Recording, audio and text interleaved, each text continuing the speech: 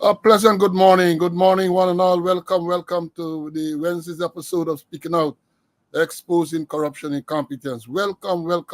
Today is Wednesday, the 18th day of September.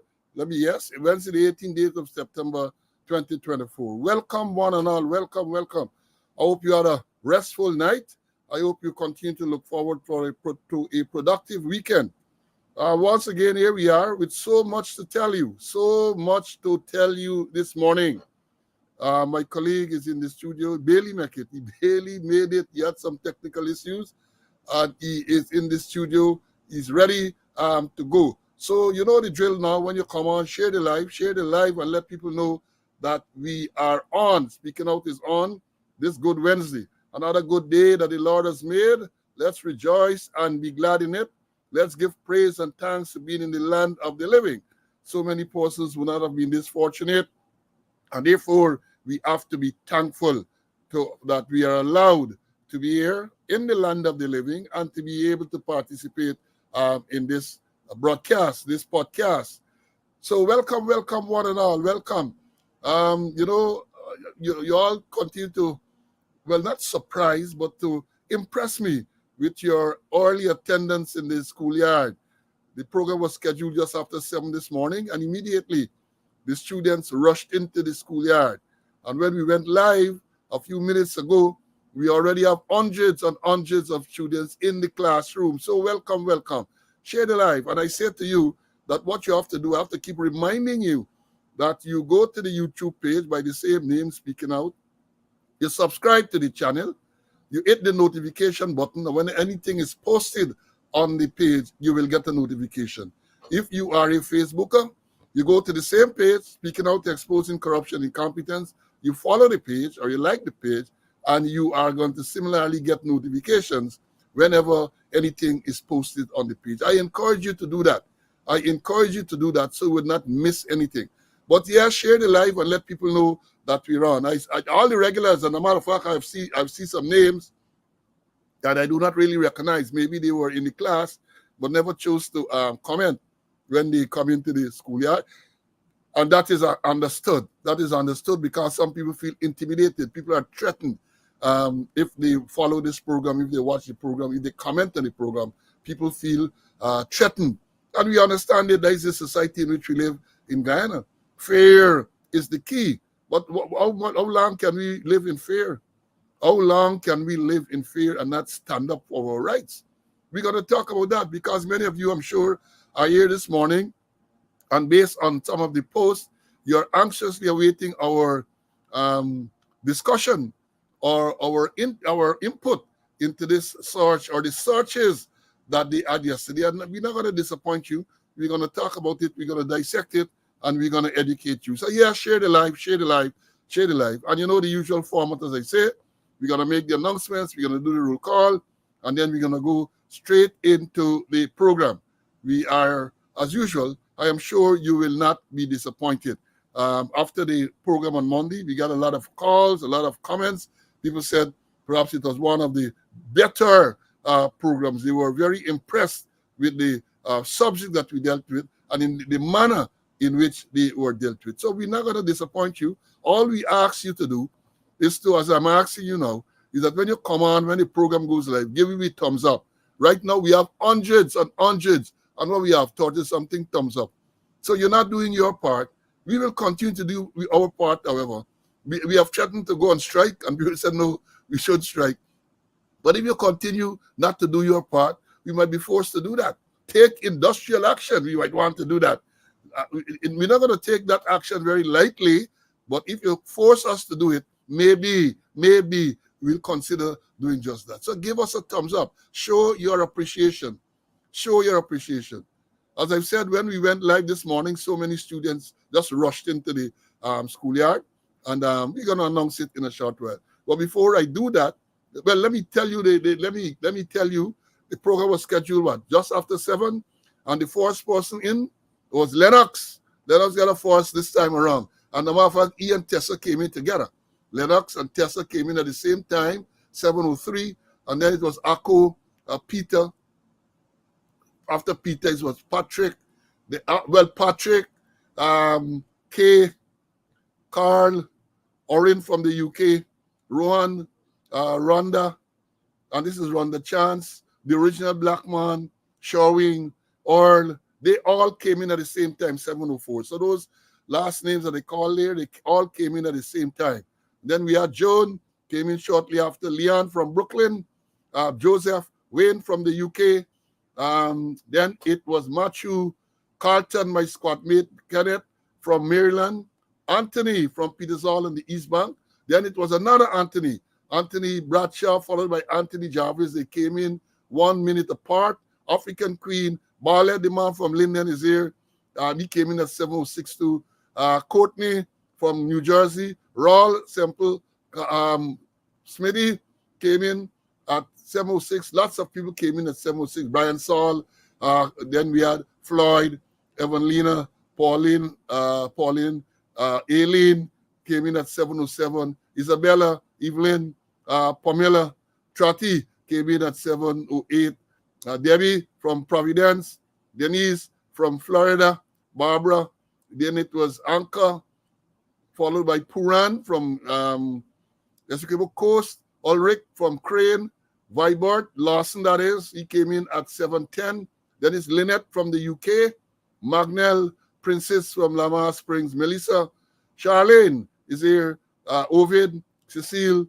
Then it was George, Carla, BV Man, Gary, 10096, Wayne is here, Marcus, Rayburn is here, 10079, Ezzy, Patricia from Philadelphia, Onika, Winston from California, Marcia, Diane is here. Then we have Allison, and after Allison it was Wenda, followed by the Smitty, next by board, 7464. Sheena, then it was Clarence, the man from Texas is here, Everett, Aubrey from Canada, Jakey from Maryland. Jakey said 40929, ex-corporal. Patricia from New Jersey, Brenda, then it was Walterine, Malcolm, O'Neill, Emerson, Lucius from Maryland, Colin from Queens, Howard is here. After Howard is Felicia, then Jean, Sean from Schenectady, Kerry from Maryland, now Holiday, I think, in Guyana, Terence from Canada, 9795.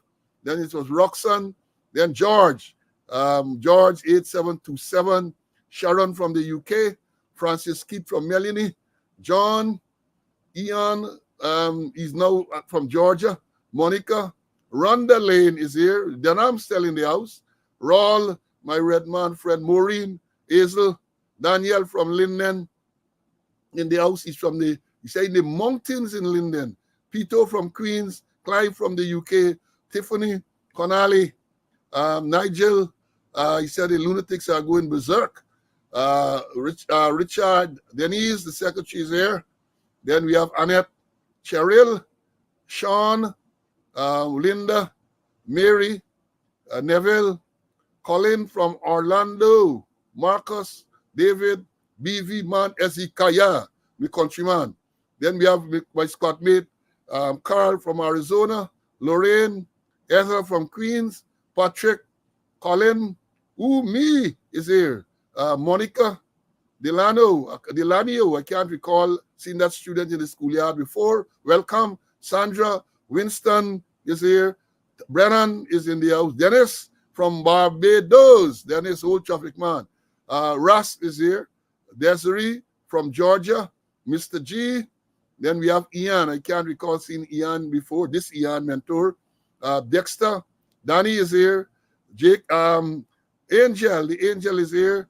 Then we have Glendon. A look coincident. We have Glendon, 0540 Glendon. He's immediately followed by 0539 Ivla. Two squaddies, 539 and 540 came in together. They came together. Just as how they joined the force together, they came in the schoolyard together today. And then we have a new man here, Connor Maruk, man. Connor Maruk. I remember that place well in the Potaro there, Connor Maruk. As a little boy in the youth corps, Connor Maruk. Then we have Ian is here. Then Grantley. Then it is Royston. He said his number was 3941. Vernon, Amanda, El, Ben, Forgus, Trevor, Morton, Audrey. Then it was Aubrey. I got to get it right. Audrey by Aubrey. Then it was Henrik, John, Moses. Well, I ain't calling this name again because this name tends to, if I call this name, as I said on Monday, I might not be able to call the other names because I might out my tongue. Then Stephen, Allison, Cedric, 8219, old police is here. Nicola, and then it is Doreen, W349, Gordon from Canada, Maury is here, Lokesh, Fortwelly, Tessa, Albert, Dwayne, Chilo, Michael, Clay is here, Clifton all the way from Paris, Glendis, Dorette is here, Lennox, and then it says Michael Bravo, 14126, I think was his number now. Then it was Troy Ulrich, my squad mate. Well, Ulrich, I got to talk to you afterward. And all the best wishes to you, my brother. I got to talk to you after. Donna, Desiree is here. Dylan, Forbes, Rennie. Then it was Barbara. And the last person in the schoolyard before the school bell rang, it was Siobhan. And when the bell rang and we opened the school door, it was Karen, Rosie Rose, Rayshon, Keith, Carlton, Gordon, and they came in the large numbers, Scipio and all others, Audrey and all of these people. So yes. So there you are, the road call. And let me make some quick announcements. Thankfully, I don't have any other death to announce today. I'm happy when that is so. But we have some birthdays. Today we have the birthday of a retired member, William English. Remember William? He used to be at the finance and then other places. He is celebrating his birth anniversary today. And recently we had the birth anniversary of a student who's on here now, Desiree Emmanuel, Marcina Johnson, former member of the force, and a good friend of mine, retired Colonel Enoch Gaskin. They all celebrated their birthdays recently. I want to take this opportunity to wish all who are celebrating today and who celebrated recently all the best.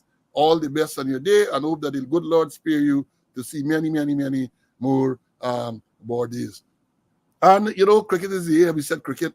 We're following the CPL. CPL is going to be moving to Guyana shortly, so I know the Guyanese are very anxious to see what will happen. But let's for the Warriors fan, keep your fingers crossed and let's see what will happen over the next week or so. And when they had the World Cup cricket, I remember very well when they had the World Cup in Guyana, 2 visitors were robbed in Albert Tongue. We hope that they have arrangement in place to ensure the safety of not only the cricketers and the match officials and staff associated with the tournament, but also visitors and citizens in general. So yeah, we have to look at that. But let me bring in Mr. Conway, and then we are going to move on. PC, welcome, my brother. I almost thought that we would not have been able to get you in the studio this morning. You had some difficulties. Go ahead, please. Good morning.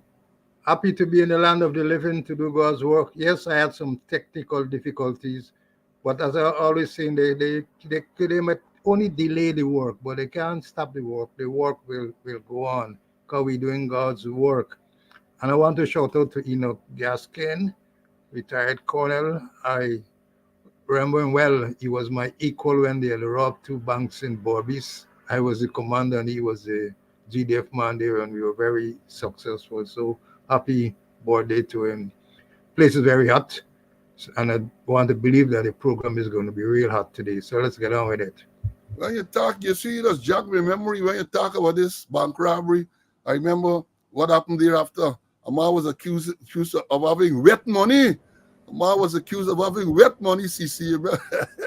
Yeah, I remember the wet money. I remember the wet money very well. And the man is still in the force and is still with financial irregularities. Man is still being accused. So he said something. He said, let's say when dog a suck egg, he don't stop, Dog Yeah. accustomed to sucking egg, can't stop. Now, the first thing that I want to mention, CC, we have, falling out, or the fallout from the massive drug raid on the, in Matthews Ridge. They say 4,400 kilograms of cocaine, value 200 million US dollars. The commander was removed. The senior superintendent, Imran Shah, Emnat Shah, I think his name, he was removed to the police workshop because one news article said that the policemen or police commander, something like that, are fingered, that's the word they use, are fingered in this massive drug bust, and he was removed. But he was replaced by the controversial Superintendent Krishnadat Ramana. Ramana, who has been moving around like jumping jack all over. Remember, he was at Soku. Then from Soku, after he arrested a lawyer for advising her client not to give a statement to the police. Of course, I was following he arrested me, he and others at the police code, the Georgetown Magistrate Code compound when I turned up. In answer to someone that he had applied for, they arrested me there for the same charge. Then he arrested the lawyer because she advised her client not to give a statement to the police. That matter, they make a lot of noise. The lawyer, who is now on Blandis Strait, Tamika Clark, sued and won judgment against the police. In the meanwhile, Romana got promotion. They moved him from Soku, he went to traffic briefly. As I said, the traffic chief designate. Then he moved from traffic, he went to C Division on the East Coast. And during that period when Ben was questioned, the Ministry of Home Affairs, he said it's the best we have. And following that, he then moved to region East Bank, but they called 4B. He moved to 4B. There were controversies there too, because I understand when that man, Walker, was held with the unlicensed firearm, Jackie Opel came into play, and people up to now, you can't hear what has happened, what is the final outcome of that matter. Now, after the removal of Shah from Region 1, the 2IC, Tapin, took over. And within a week, I understand that did not find favor with the politicians. And therefore, Ramana was sent there. Now, Ramana went there and they're making big noise. They make a release to say Ramana had an outreach. But look at this. Let me show you all the picture. This is the commander. This man here with the cap and the gun, the holster. Can't say a gun. I got to be a police. I ain't see no gun. I see a holster. You can only assume that a gun is in the holster. This is the commander reaching people in the community. This is the commander. Look how the commander is dressed. And people have been calling me since this thing was posted yesterday. People have messaged me and said, well, how this commander is dressed like that? Isn't that appropriate? Very inappropriate. It is not, they wanted to know if it's inappropriate. I say, yes, very inappropriate for the commander. You're now taking over a division. You're going to meet with people. Good, all is well and fine. You didn't see it fit to put on your uniform. This is the way the commander is dressed on the outreach in Region 1. They named several villages that he went to, and these are photographs that the police posted of him interacting with members of the community. And look how he's dressed. And one wants to know, you wonder why the police is not respected, why you have all these problems. This is a man who is now sent to relieve or to take over a division with all these controversies, all the cocaine, the largest drug bust ever, drug bust ever in Guyana. He goes to take over the division, and this is how he is walking around the place to meet with members of community. Look at it. Look at it. But then, CC, I was not totally surprised, but let me kind of show this one. I was not totally surprised because a few Sundays ago, this is the president addressing the nation. 2 Sundays ago, the president addressing the nation on an issue. He run out to make some address. Run out to make some address. And this is the way the president is dressed, addressing the nation. T-shirt. The image you see in front of it there is Muhammad Ali, the legendary Muhammad Ali on a T-shirt, and the president addressing Guyanese in T-shirt. So therefore, when you see the police commander, just like this, they say monkey see, monkey do, monkey see, monkey do. So that is what you are. Let me bring you Mr. Conway. CC, what are your comments, my brother?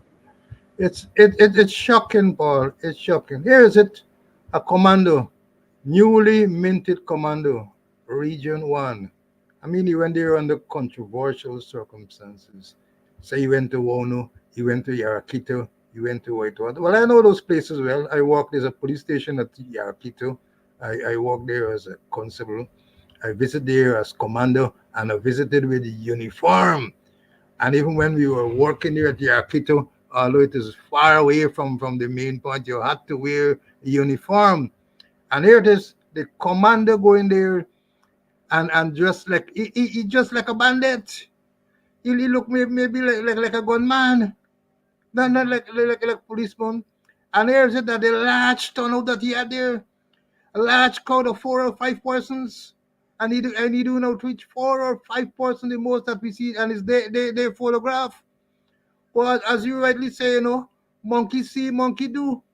Taking the pattern after the commander-in-chief who addressed the nation in a T-shirt with the Muhammad Ali photograph on his chest, you know. That is the kind of standard they're setting. I really don't, you know, it's unbelievable. Repeat, here it is, a commander for the first time visiting there, and he in plain clothes with a whole sign over that, any gun inside that holster there.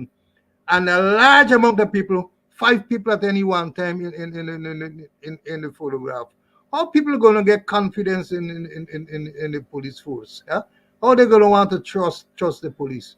A commando, newly minted commando, gone there in CVs. Yeah? And look the large gathering they get here. 1, 2, 3, 4. And out of the 4, another one of them was a police too. You know. So there's the old story, Paul. Shocking, disrespectful to members of the community. Yeah, shocking, but to me not surprising. It is shocking indeed, but not surprising. Let me say this. I was a commander. Commanded D Division, West Demerara, Borbies, in terms of Division, A Division. When I got to the, especially Borbies and West Demerara, you got to go and meet people. You meet them in your uniform. You dress in your uniform, appropriately dressed in your uniform. And when you go to a particular subdivision, the subdivisional commander and the detective officers and these people are accompanying you. It's not a one-man show that they're trying to project now. You go, on the Borbies, I go to have meetings on the quarantine and elsewhere, West Coast Borbies. The subdivision officer has to accompany me. The subdivision officer is there. The detective in the area is also there. But here it is. We talk about falling standards. You know, these things, they're not going to listen to the message because of who the messengers are. They're not going to, but it is a further erosion of the standards in the force. How can the commander, this is your maiden visit to the community, and you're gone in civilian clothes. You're gone in civilian clothes with packing what appears to be a gun on your. How do you expect people to respect the police? How do you expect that? And again, when you talk about these things, they vex you. They come after your messengers. They come after me. They come after Conway. They come after other what they call social media influencers because we are speaking the truth. As I've said, facts are facts. Facts are stubborn things. And that is why when we come on this program, I do my best to get pictures So that you can see these images for yourself. It's not we just talking, but you see, they say a picture is worth 1,000 words. And we try to get videos. And perhaps if a picture is worth 1,000, a video is worth maybe 1,000,000. For you to see for yourself what is taking place. Because the older, since yesterday, from the time this thing came out on social media, the older policemen have been messaging me. I said, what is going on? How can the commander be visiting in civilian clothes? What? I said, well, that is what you have. That is what you have, and nobody will see anything wrong with that. They're not going to see anything wrong with that. So that is what we have. Now, let me move on, CC. One of the things I want to talk, we're talking about corruption, and they like to say, bring the evidence. That is what the vice president used to say, bring the evidence. Well, the evidence is coming fast and furious these months and so, led to the sanction of politicians, sanction of the PS, Ministry of Home Affairs, sanction of businessmen, and all that. The evidence is there, fast and furious. Now, I saw it was when a couple days ago,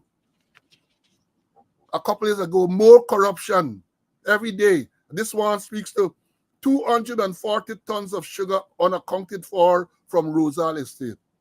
This is an article in Stabrook News on the 15th of September. 240 tons of sugar unaccounted for from Rosal Estate. And here what its article says. The Ghana Sugar Corporation has launched an investigation early this year after it was discovered that 240 tons of sugar was unaccounted for from the Rosal Estate, and this led to 2 senior personnel being fired. Stabrook News reported yesterday that Gaisuko last week fired a production manager and ed lab technician attached to Rosal Estate after claims of sugar going missing sometime last crop. While the Sugar Corporation is yet to make an official statement on the matter, information gathered revealed that on Thursday, workers were informed that the estate's production manager and the ed lab technician were let go. They were also informed of the persons who will be replacing the production manager. Stabrook News was told that there were reports of sugar being missing from last crop, which eventually led to the termination. A source yesterday told Sunday Stabrook that it was discovered that 240 tons of sugar at the estate was unaccounted for.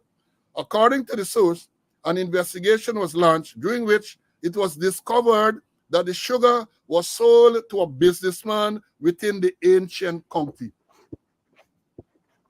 That is what is being reported, corruption. And then it go on to say that meanwhile, the factory workers are being informed of the replacement for the production manager. On being informed, they became annoyed, and they claimed that the person who previously stationed at the estate prior to its closure and was accused of turning a blind eye to the dumping of sugar and the damaging of cane. Well, they go on and they said they went on strike, and the workers make a lot of things. 240 tons of sugar missing.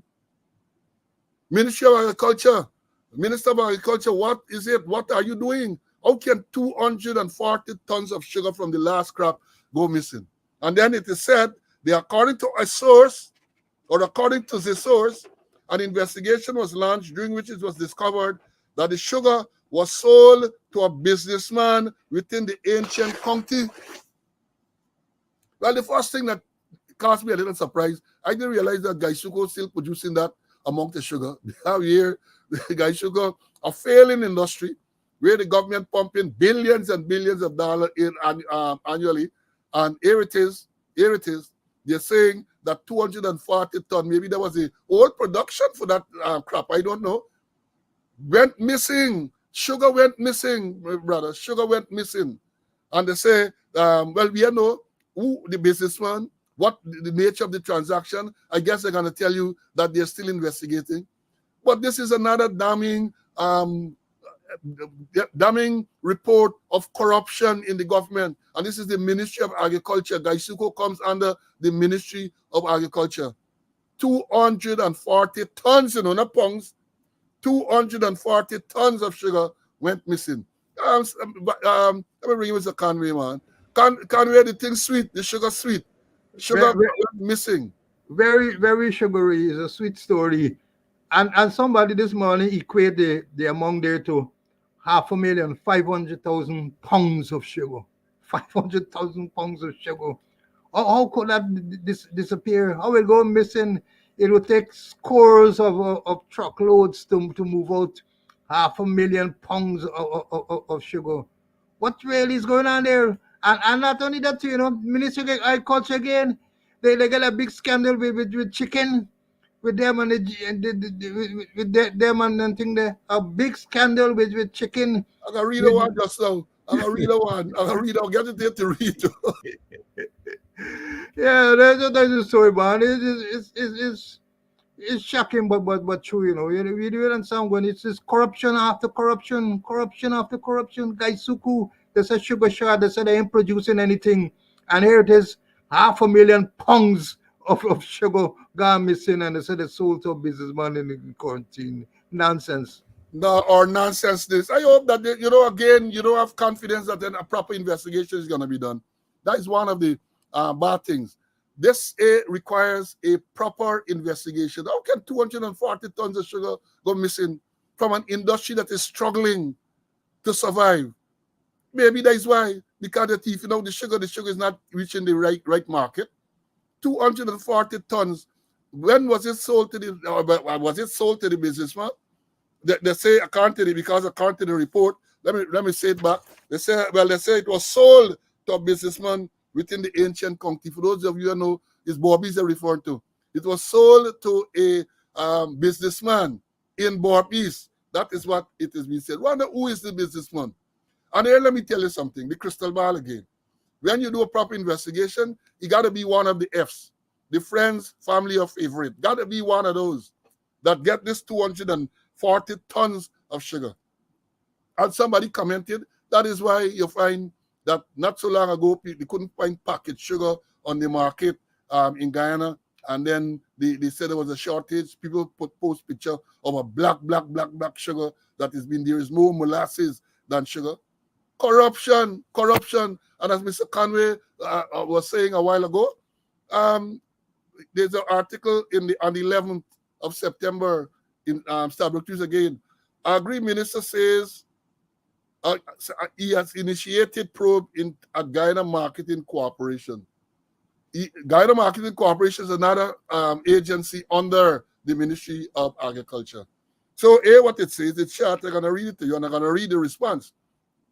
Minister of Agriculture Zulfikar Mustafa today said he has initiated a probe of certain irregularities and discrepancies. That's quote, certain irregularities and discrepancies, and the quote, at the Guyana Marketing Corporation.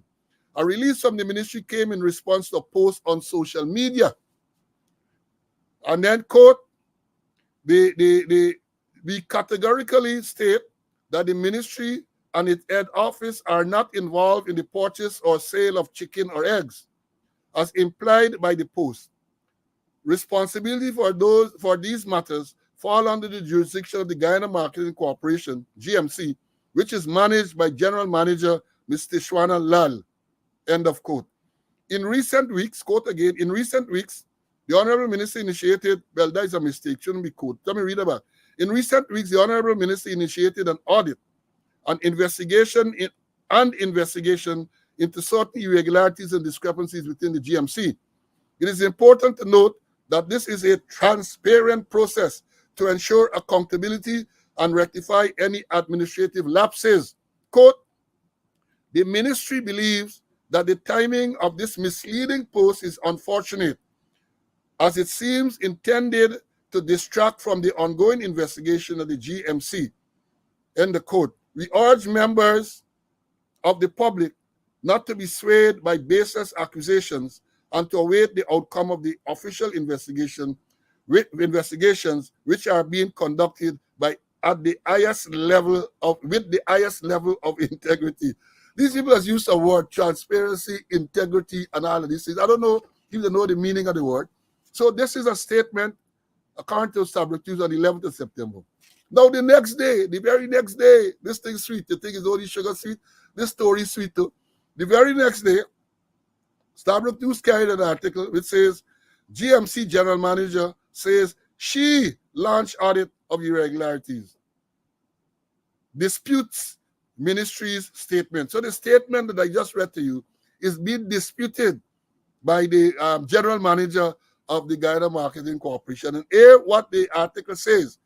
Guyana Marketing Corporation General Manager Tishana Lal yesterday said that she had initiated an audit after detecting irregularities between the accounting department of GMC and the Special Projects Unit, and has been awaiting a decision on the way forward from the Ministry of Agriculture. In an exclusive interview with Stabrook News, Lal said that she launched the audit after noticing irregularities involving the accountant and the Special Projects Manager. Lal's contention that she was the driving force behind the launch of the audit is at odds with a statement that was issued yesterday by the Ministry of Agriculture, which said that it was the Minister of Agriculture, Zulfikar Mustafa, who launched the investigation.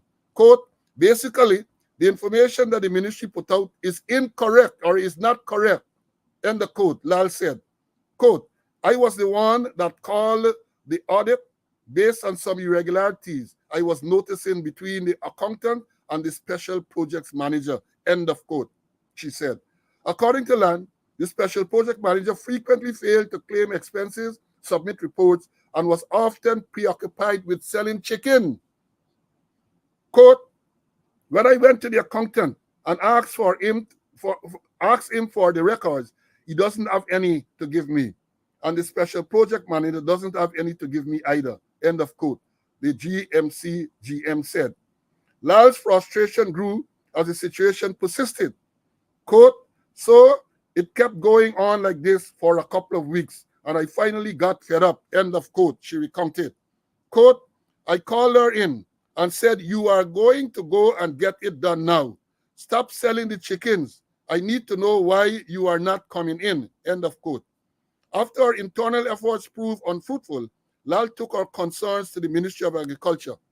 Quote, long story short, she kept having me go around and around with wrong information, and I ended up going into the ministry and telling them that something doesn't seem right, and I would like to call in an auditor. End of quote, Lal said. The ministry arranged for an audit 2 weeks later. The audit reportedly uncovered collusion between the accountant and the Special Project Manager, along with instances of fraud. Lal and our team have been reviewing the findings. Quote, we have come to the conclusion that the audit is somewhat accurate. End of quote, she said. Upon giving the accountant and the Special Project Manager time to defend themselves to see if we were missing anything, they kept calling in sick and producing medical and documents started missing. End of quote. Currently, Lal is awaiting further instructions from the ministry on how to proceed. Quote, I have been on the ministry to make a decision because I didn't want to act on my own as to if they will call in the police and terminate them and so on. End of quote, she said. Quote again, so currently I am still waiting on them to make a decision. End of quote. Mustafa yesterday said he had initiated the probe of certain irregularities and discrepancies at the GMC. The thing go on, but is repeat what I just told you.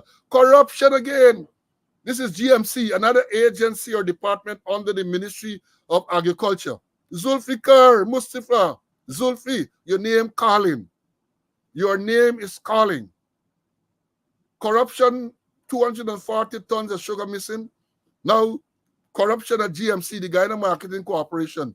And according to what it is saying, the audit reportedly uncovered collusion between the accountant and the Special Project Manager, along with instances of fraud. You get fraud, so you're waiting. Why the police are not in, even though the police would appear to be incompetent in some of these things. The correct thing to do now is to call in the police, because we're talking about fraud, we're talking about crime, not only incompetence, but we're talking about a crime. And they're calling the police. And as I've said before, a lot of them are afraid to call in, because when you're calling the police and when you do an independent investigation, enough of them going to get tied up in the thing. They get tied up like guana. Enough of them, because this thing is not, as we have been saying a long time now, this thing got tentacles all over. This cancer gone all over. It's a cancerous thing, this corruption. Police corruption. Ministry of Home Affairs with the PS corruption. Now, Ministry of Agriculture, corruption. And there's another one-off. Let me tell y'all, before I bring in Mr. Conway, Ministry of Agriculture. Yes, Audrey, they are chicken and ambulance in Barbies. They used to use the ambulance in Barbies to smuggle chicken from Suriname. And the same ministry of Agriculture, remember I reported here some time ago, luxury auto customs and detailing, Ministry of Agriculture, as a vehicle, the registration number is PYY 8940. That vehicle has been going for polishing and all of these things. On the 24th of January 2023, $95,000 for rough and polish. And on the same day, tire treatment and engine wash, $138,000. Then March, $138,000 for clean that vehicle. Then May, to $824,000. $824 for steaming and shampooing of PYY 8940. Then August, June, the 30th, detailing $165,300. August, detailing again, $279,000. August, detailing again. So there's the 15th of August, detailing, and they said general repairs is $279,000. On the 17th of August, 2 days after, detailing again, $144,780. September 20th, external detailing of that and $205,000. And it goes on like that. Another vehicle too from the same ministry, PYY 994. So there's something wrong with this this ministry. A lot of corruption, and that is not the only ministry. That is not the only ministry. And when you talk about the corruption, they're sending police to search your house, to harass your parents, and all this everything. That is what they are doing. Let me bring in Mr. Conway. See, corruption. You were talking about it. Now only sugar, chicken, eggs, all of this thing. Corruption and more corruption. Go ahead, my brother. Getting back to those vehicles, perhaps those vehicles were used extensively to transport sugar, to transport to transport chicken, to transport eggs. That's why they got to be regularly shampoo and all kind of thing. But you see, only the chicken, it got to be live chicken. Somebody transport the live chicken. The chicken will shit up inside the vehicle, so you got to clean them steady. Go ahead. Yeah. My commentator used to say, thing not regular, plenty poto, man. Yeah. Yes, but this corruption is rampant, as we say. All over the place is corruption and more corruption. Can you imagine that? 240 tons missing from the ministry, from Gaisuko, which comes under the Ministry of Agriculture. Now they get evidence. That's what they're saying, not we're saying it. They're calling the auditors, and the auditors see that they get evidence of fraud. And they're waiting to see whether she's calling the police. What are they waiting for? Yes, Rhonda, it's live chicken that's sitting up in the vehicle and ganga egg. As we would say, ganga egg, right? Ganga egg. So they got to clean it every other day and all of that. But the corruption is there. The evidence is there. And I suspect tomorrow, Tanti Morgan tell you, oh, bring the evidence. The evidence is there. That there is almost in every government department, you get corruption. Almost every, because this vehicle thing that I read a while ago is not limited to the Ministry of Agriculture, Ministry of Natural Resources, Home Affairs Ministry, the one that deals with the bishop, all of these vehicles, all of these ministries, vehicles from those ministries. In the case of the one that the bishop heads, a battery changed to $200,000. The evidence is there. And I make the point, and I'm repeating it, the problem that we have is that the agencies that are going to be assigned to do the investigation, if at all they are assigned, they have no credibility, and one cannot expect them to do a professional investigation. That's why we said some of these things requires independent investigators, because the thing can reach to high places. You want independent investigators, right? Yeah, somebody tell me, June tell me, no, you got runnings now with old age pension book aside this morning in anything. It's runnings. Monkey see, monkey do. It's runnings all over the place. So yes, I saw the thing. I didn't get to read the article, but I said the Ministry of Social Services now saying that I get fake pension book, old age pension book circulated. It's runnings going on in the place. Corruption galore. And don't forget, let me show you how we talk about corruption. Don't forget this one, and I always remind y'all. So yeah, Ministry of Agriculture and all of them. But don't forget this one, don't Sit forget there this. and fabricate that. Unless you say who the person is, I can't comment on anonymous people. Okay, well, let's talk about specific individuals. What is your relationship with Mr. Su Jurong? So my relationship? Nothing. He's a tenant in my place, yeah. And he's a good friend of yours? Yes, yes, he is a friend of ours. He claims. Don't forget that.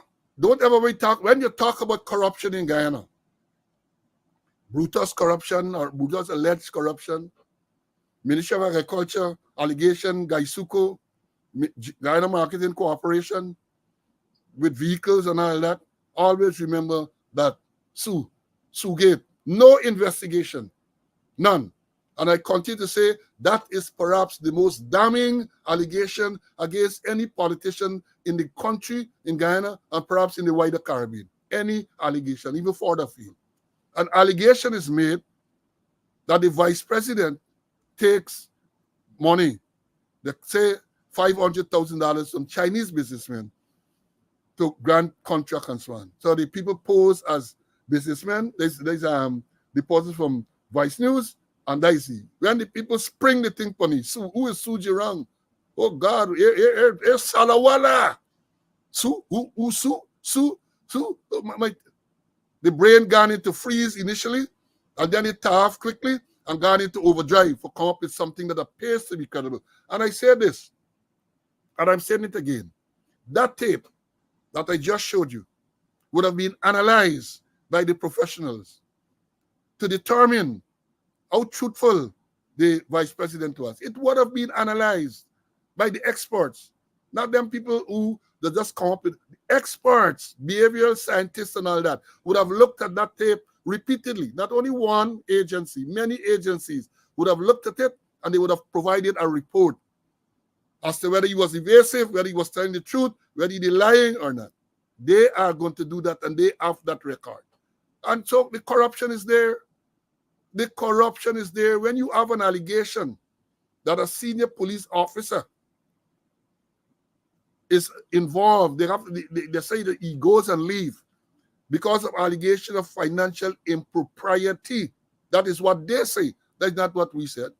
When you have allegations like that at that very, very senior level, and the evidence that the most senior man in the force, the acting commissioner, the extended squatter, attempts to cover up that.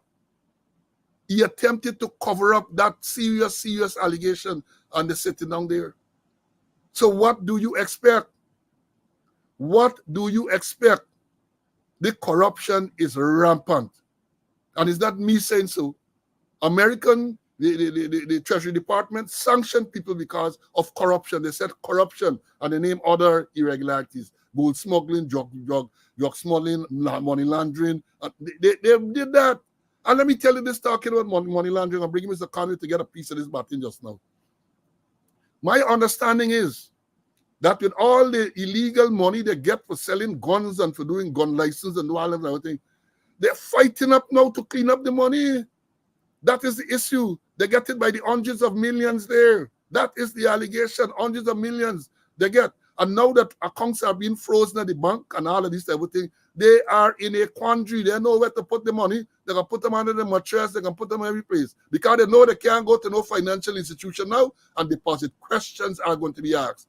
Those questions that should have been asked a long time now are going to be asked now, because the focus is on these institutions and the fact that they can be accepting deposits from police officers, police sergeants, totaling millions and millions of dollars, and it didn't raise any eyebrow question. So they find themselves in a position now where they have to try to launder this money. But now it is not an easy thing, because it is under focus.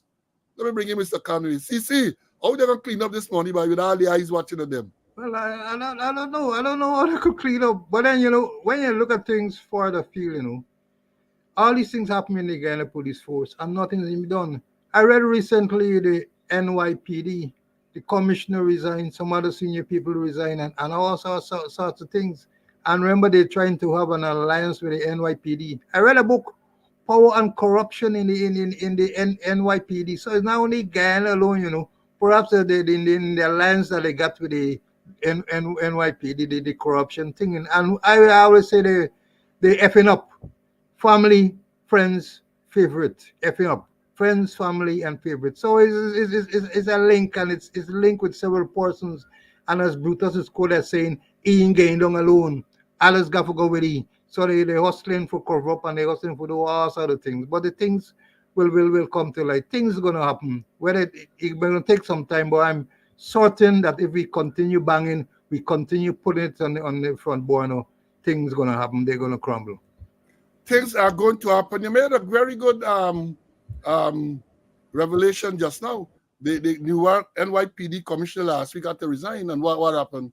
I think it's some bar story. I think they say his twin brother, runs some bar, and there's some allegation of some improper conduct, and the man resigned because he said he don't want to have the entire department brought into scrutiny over it. So he resigned, and that is always, we said, is the correct thing to do. When they said that a gunman attempted to assassinate former President Trump, the head of the Secret Service resigned. These people in Ghana talk about accountability. They're talking about transparency. They don't know the meaning of those words. They don't know it, right? The people resign because that is the correct thing to do. But you have people in these positions, serious allegation, a man is made to go and leave. Long, since Darnell. Remember the Darnell story? The president said he has requested to go and leave. He got serious allegation made, and the man requested to go and leave. And same thing with Mae Thomas. She requested to go on leave. Brutus, he requested to go and leave. So that's why going there requesting to go and leave. And when they request and they're sent and leave, they get all the benefits. So they're there enjoying the sweetness. They never got to work. In the case of Brutus, they understand the allegation was that when the man went off and leave, the man retained the police vehicle and he drive on all of that. Right? So that is what you have. And therefore, it will continue. It will continue. Now, let me move on to the next subject. Coming closer now. Yesterday, I read the police issued a release. Police found unlicensed firearms during raid exercise around Georgetown. Wanted murder, armed robbery, suspect arrested. Wanted murder. That is what I said, wanted murder, armed robbery, suspect arrested. Then is a short article. It says police conducted a successful raid exercise yesterday, the 16th, between 4 hours and 13 hours in Region 4A, during which a wanted murder suspect and a serial armed robbery suspect were arrested. An illegal Glock 9mm pistol and 10 rounds of 9mm ammunition were also found during the raid operation, where the following areas were targeted: Independence Boulevard, North Rhineveld, Stevedore Housing Scheme, Gayak Park, Durban Backlands, East Rhineveld, South Rhineveld, Albistown, Norton Street, Durban Street, Castello Housing Scheme, Leopold Street, Kitty, Sophia, A, B, C, D, and E fields. Several persons and houses were searched during the police operation. And then they go on to tell you of the persons who were arrested. And then the last paragraph said, the successful raid exercise was spearheaded by Detective Assistant Superintendent Sirabo, Detective Assistant Superintendent Bacon, Assistant Superintendent Khan, and a party of police ranks. So I have a lot of problems with that, which I will go into. First of all, what is a raid exercise? They talk about this raid exercise and a raid operation. The first opening, they said they had a successful raid exercise, and then later on, in the same release, they talk about a raid operation. And you know, the corporate propaganda unit, they can learn. Because you have people there, a civilian heading the unit, Mark Ramatar. You have policemen in the unit, other civilians and policemen in the unit, with absolutely no policing experience. So they could write this type of crap and put it out in the public. A raid exercise. What is a raid exercise? Now, and they do this thing often, and we have tried to correct them. An exercise is a training, exercise in training. That's an exercise when you're training. When you're carrying out something to arrest and all of these things, it's an operation. There's a difference between an exercise and an operation. You have exercise, exercise trade winds and all of these things. Exercise, there is training. Obviously, this was not a training. This was not a training exercise. It was an operation. And they seem not to learn. And they write these things, and I guess they bring it out, believe they're going to send up me blood pressure. Or me blood pressure can't go up. It won't go up, not it can't. It would not go up over something like this. But I feel obliged, compelled to bring it to the people's attention, especially the junior ranks. You cannot have a raid exercise where you arrest people and you do it. It can't be an exercise. You are an operation. And, several questions arose from this release. I know they didn't talk about search warrant, whether they had warrants to search all of these homes that they got and search. They didn't mention that. Also, they are naming, and this is something I am saying, I have said it before, and I'm saying it again. The naming of police ranks like this is callous, it's reckless, and you can be opening these people and their families to retribution. Because when you have, as they say, this raid exercise, and they arrest people, they put in the officers who led the exercise name in the media out there. They're putting the people them out there. And I believe that when they do that, they are exposing those officers and their family to danger. Because you have a lot of crazy people out there, You arrest a man and you feel aggrieved and sworn next year they're targeting you. And let me say this too. The police association, the police admin, the I command, and the police association have remained quiet. They should tell the people there, tell Mark Ramatar and the Public Cooperation Unit, you are not to release the names of the policemen who are involved in operations like this. You are not to do so. I recall not so long ago, they had another raid operation at one of the schools in Wolford Avenue. They put the names of the teachers who were involved. They put the names of the police ranks who were involved. We have had cases where parents, outraged parents, have gone to schools and assaulted teachers. And you have an operation to recover or uncover illegal items at a school. And they put the name, the police release, are the names of the teachers and the policemen, or the police women who were involved. This is reckless, unprofessional behavior. Reckless, unprofessional behavior. Again, you're going to search, they mention nothing. And we're going to talk about it a little later. We're going to go into this search arrangement a little later. But I wanted to talk about this now to tell you, first of all, there's nothing like a raid exercise. Nothing like that. Nothing. And to say to you that, again, you're putting the names of the police out there. You're putting the names of the police. That is utter nonsense. You are exposing the policemen to danger because people can target them. Oh, you lock up my family, or you lock me up. People know, because normally, some of the elements might know who the ranks are, but it's not that it's plastered all over. So people know all over the world know who are the policemen who are involved in this raid exercise. This is unprofessional behavior, grossly unprofessional behavior, and it is time that the police I command put a stop to it. It is time that the police, the units that represent police interests, police association, police officers association, stand up and tell these civilians, these incompetent civilians, you are not to release the names of policemen like this. You are not to do it. This never used to happen, never used to happen. You can't put out the names of the policemen like that in something like this. You're putting out the names of the policemen, exposing them to danger. Let me bring in Mr. Conway, and then we're going to talk something a little later about the warrant, search warrant, and so on. CC, your views on this matter? Well, I don't know where they get raid exercise from, And raid should never come into play. The word shouldn't come into play. They had an operation, full stop. I know raid exercise. And as you rightly mentioned, exercise deals with training. You have a training exercise. And if you and when I look at it, the areas that they're targeting, telling me a story. I won't want to go into details, but telling me a story, the areas that they are targeting, the areas that they are targeting. And as you rightly mentioned, you're exposing persons to danger. They're already in danger. You're exposing them. You mention their name. People know who they are, and they know the families. It's reckless, it's careless, and it's dangerous. And they should put a stop into it. High time somebody call in the head of the public relations department and let them know, hey, some things that going out, you gotta come to me.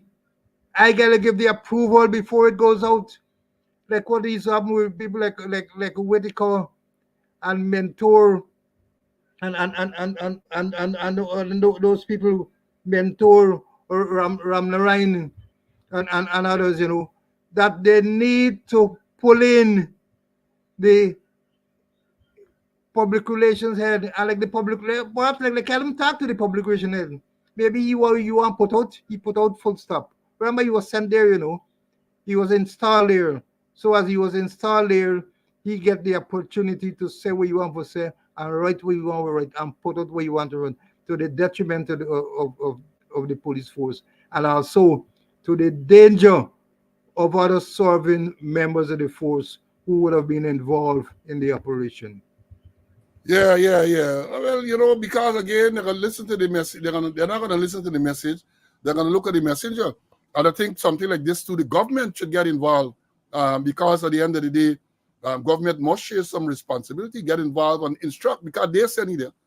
They're sending, and perhaps the people in the force I command are afraid to speak to him because he was sent there by the government. But it's time to put it up to this nonsense. You exposing ranks to danger, putting a name out in the public that they are on a raid exercise and they arrest people and they do. This is madness.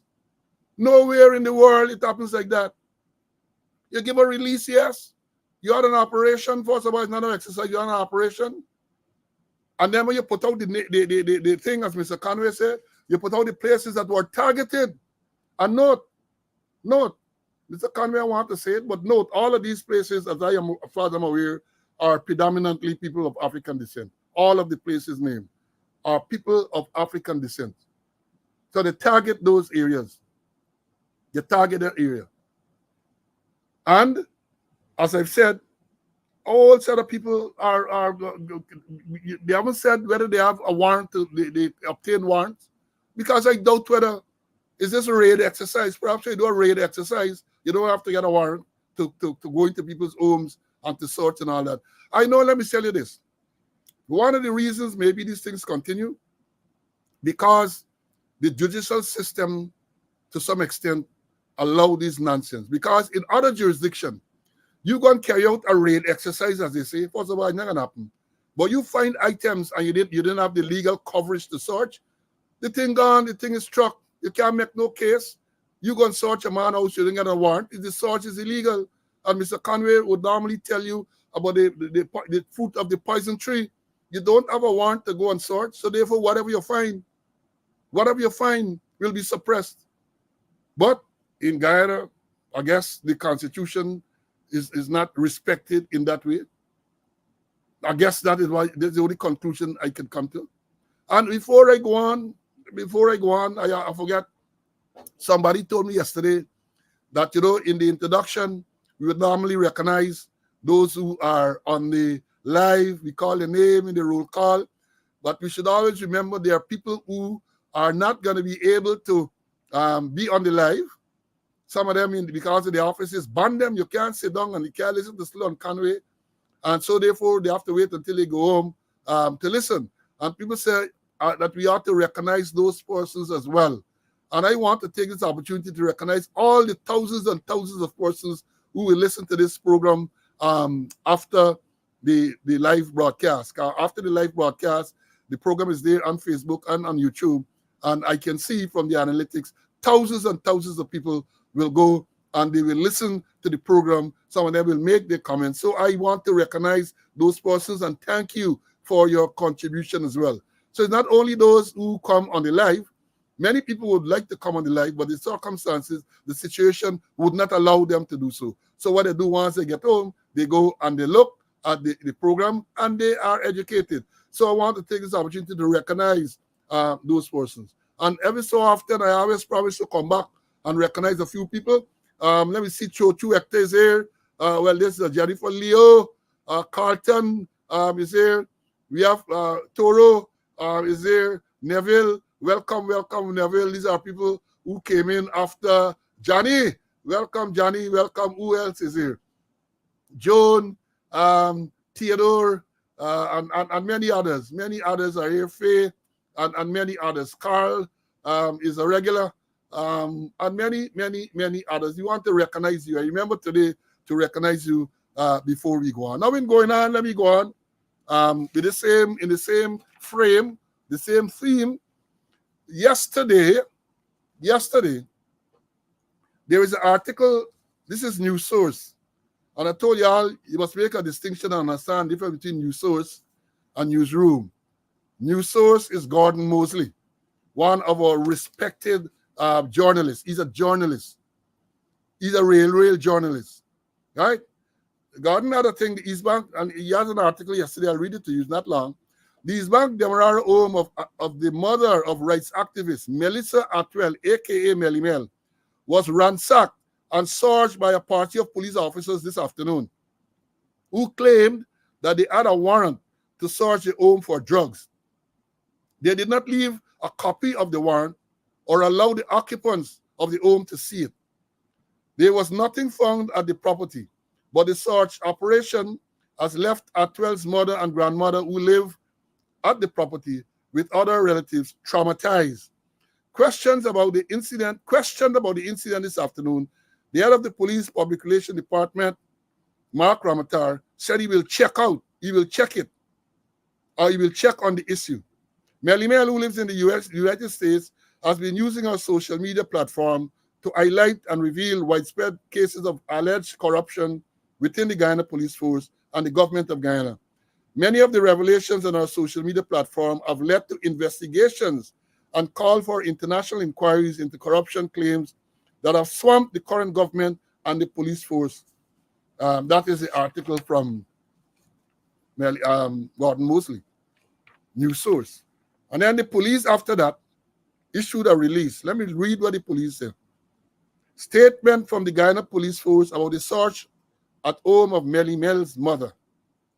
Police team conducts anti-narcotics operation at the premises in Eccles. Today, Tuesday the 16th, today between 16:10 and 17 hours, a party of police led by a gazetted officer, Assistant Superintendent M. Singh, acting on intelligence received, went to the home of Debbie Atwell, a 56-year-old unemployed woman of lot 86B Eccles, East Bank, Demerara, where a search warrant was executed for narcotics. Police searched the house and yard. However, while searches were conducted in the yard,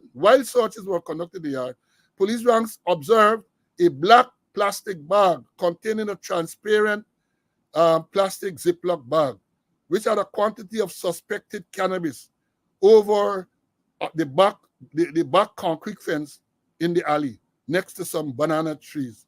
The suspected cannabis was therefore retrieved and taken to Providence.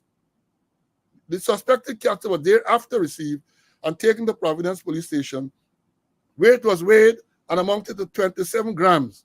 Additionally, the suspected cannabis is being processed for fingerprints. Investigations are continuing. Now, they got a lot to talk about here. Before I bring him, let me bring him Mr. Conway first, man.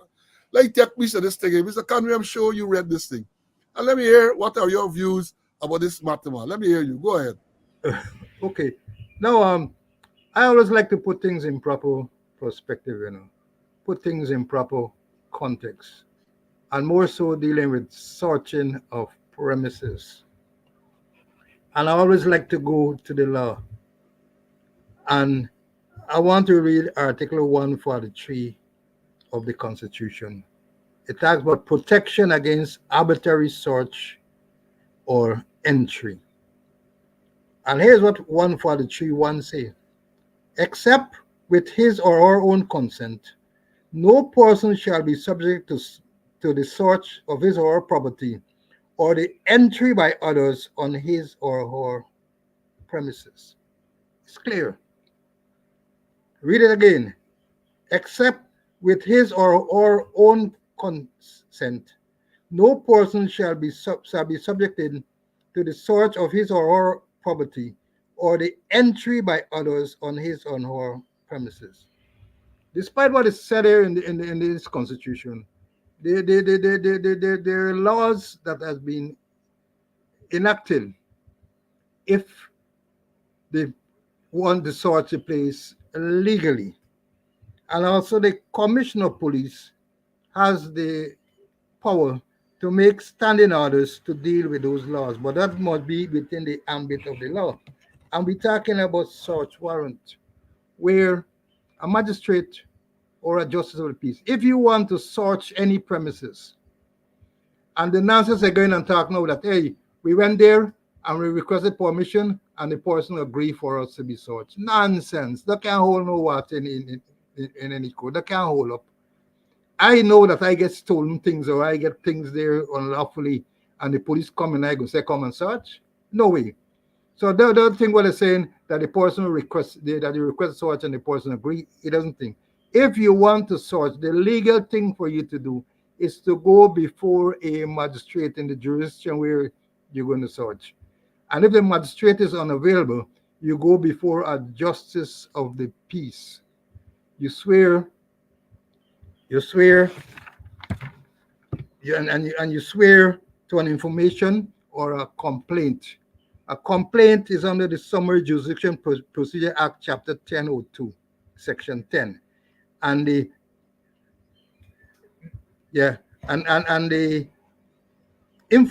information is under the Criminal Law Offences Act, Chapter 1001, where you go and you apply and you have to state clearly in the warrant what you are searching for. It must be clear, it must be precise what you are going to look for. Some people, some detectives around 7464 Smith and others would say and any other thing of evidential value. And also they put in a clause with saying that you can use force if necessary. So what you're going to search for, it must be clearly embedded in the warrant. And I repeat it myself, a magistrate under whose jurisdiction you're operating, and if he's not available or she's not available, a justice of the peace. And it's a sovereign officer, inspector officer will apply for that warrant. No, constable. And when you go there, you have to read the warrant to the person. You have to read the warrant to the person. You execute the warrant, and if you find anything, you have to back the warrant. You have to make an endorsement that you search and whatsoever you found they gotta be on the warrant. Later you'll take it to court. And you gotta be careful too that when you go there that you don't damage people's property. You don't damage people, and the things that you find, you look at possession. Possession could either be actual or constructive. Actual is when you have it on you, and constructive, you have it elsewhere under your control and your intention to treat it as your own. I gotta be careful too when you search when there are multiple occupants. The people got to be around with you foot to foot. And sometimes some people say, take out your pocket, take out your boots because you're not going to joke in anything on me. You know, that you got to be careful with what you in relation to your conduct. And the thing is that you got to be able to ensure that the article were obtained legally.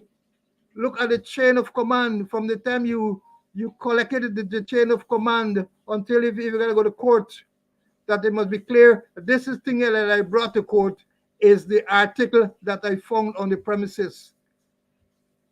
And also sometimes there you have to take some of the things for analysis. Not like over here they're going to find fingerprint on drugs. People, you can expand more on that.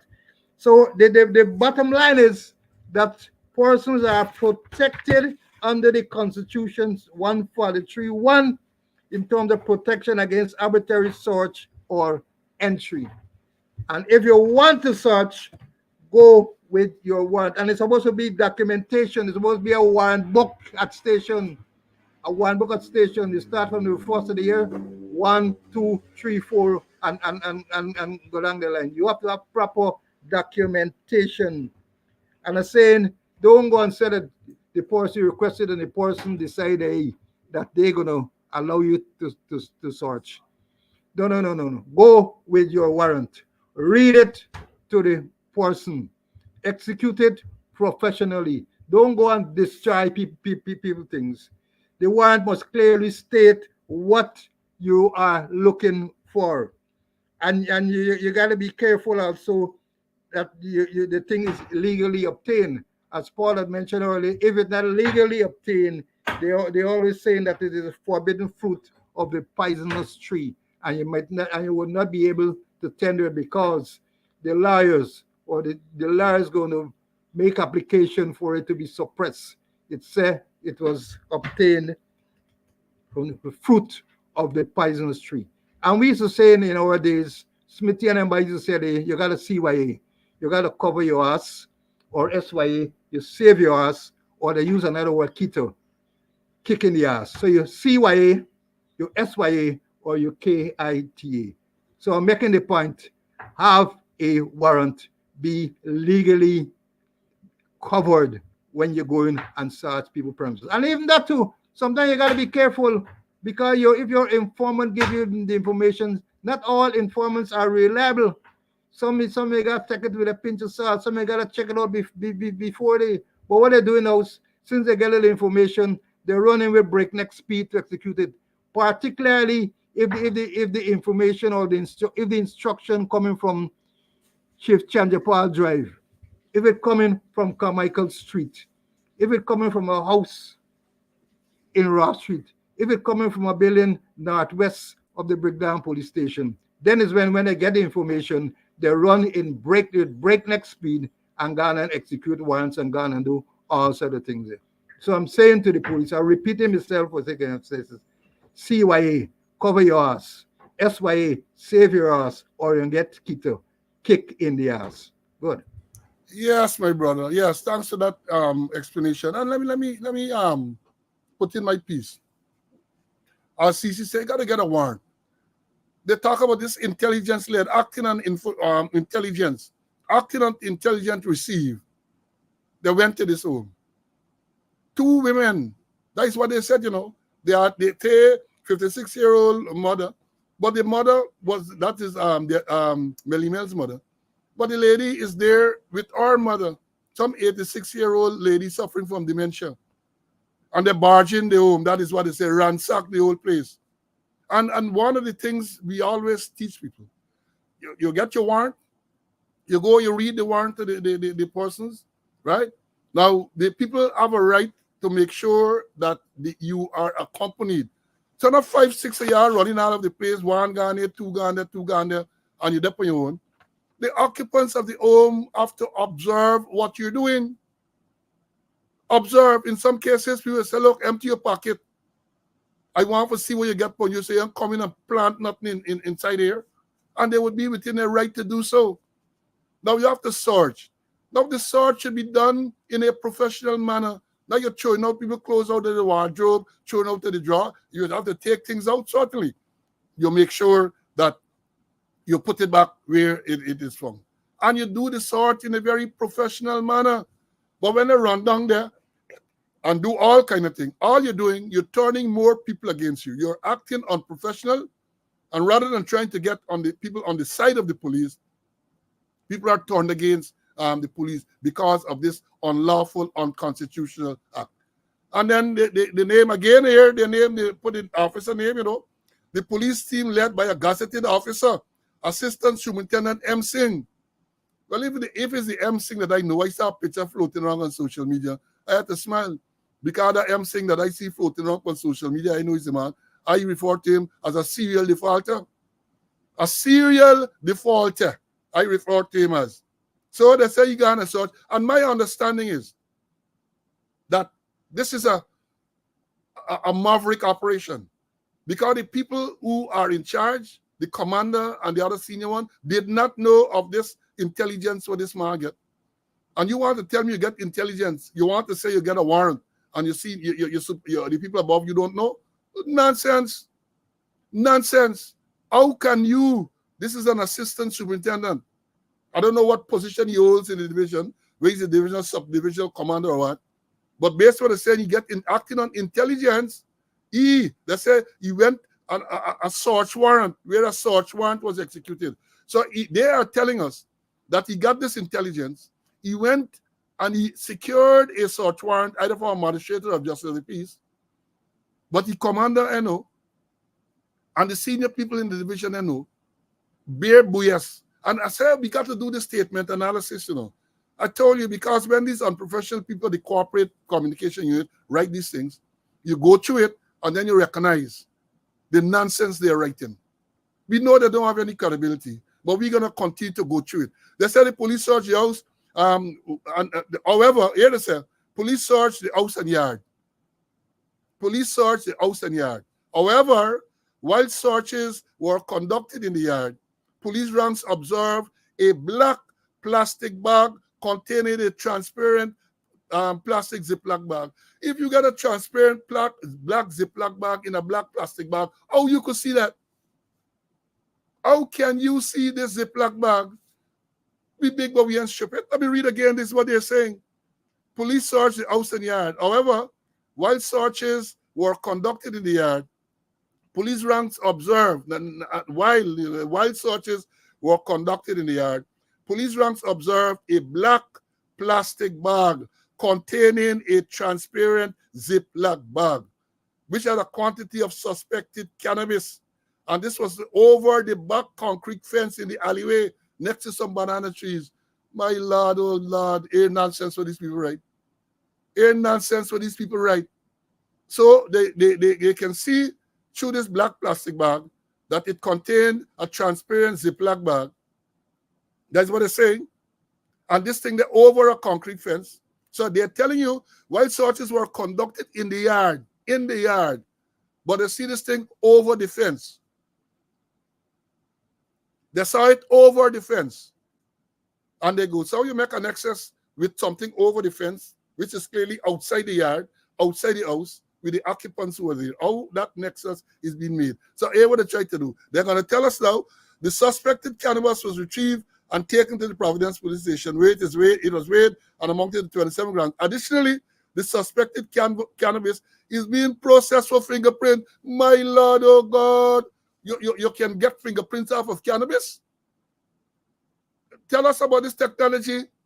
They're saying the bag, they're processing the bag or the Ziploc bag. They're processing, this is what the police say. The suspected cannabis is being processed for fingerprints. And you want to tell me you shouldn't send home all of these people immediately? All of these people, Mark Ramatar and them will release this blasted nonsense, should not be sent home immediately. They're processing cannabis for fingerprint. Weed, ganja, fingerprint up on weed and ganja, they're processing that. Maybe they have the technology. I don't know, but this is strange to me that you can process cannabis to find fingerprint on cannabis. I don't know, Marlene, you asked me what the possible. I don't know. Perhaps I'm not up to date with that technology. But as far as I am aware, as far as me, Paul Slow, is aware, you can't get fingerprint of a cannabis. I don't know that. Perhaps they can. With new technologies, perhaps they can. But I don't know of that. Yes, Sandra, I got to make it make sense. Make it make sense. The thing can make no sense. And let me say this. This is a clear attempt, my view, a clear attempt to intimidate and silence Melly Mel by going after her family in Guyana. Can have no doubt about that. It's an attempt to, and Melly Mel said perhaps they were going to plant it on her son, but apparently they didn't know that his son and lived there. This intelligence they get did not tell them that there's only two big women, 56-year-old, who is there taking care of her mother, 80-something-year-old, who's suffering from dementia. They didn't know that. This intelligence will they get and telling them that. Right? So they go on and they do this search warrant. And as we said, you got to conduct this thing in a professional manner. And the police who are involved should be condemned by all right-thinking people. All right-thinking people should condemn this, condemn it. The human rights body should come out because it's a clear violation of the human rights. Other civil society organizations, but they're going to remain silent. I noted that the PNC made a statement. I noted that the AFC made a statement. Kudos to them. You can't sit back. You know what the man going to tell you tomorrow, Tanti Moore? Oh, they're politicizing this thing, and they come out and they're politicizing and all this type of thing. Everyone, every right-thinking person ought to come out. They stay in silent, right? This harassment by the police must be brought to the attention of the local diplomatic community. Don't leave it there. Don't believe they're reading the news. Yes, they're reading the news, but they should be written to. It must be brought to their attention officially. And the wider international community must see exactly what is going on. They must be told officially. Don't sit back and say, well, that it's in the news, and therefore as it's in the news, they are going to see it. I want to read a poem. Hold on. I want to read a poem to you folks. It's a short poem, but I think it's very, very appropriate. I posted it on my social media page. Let me read this poem.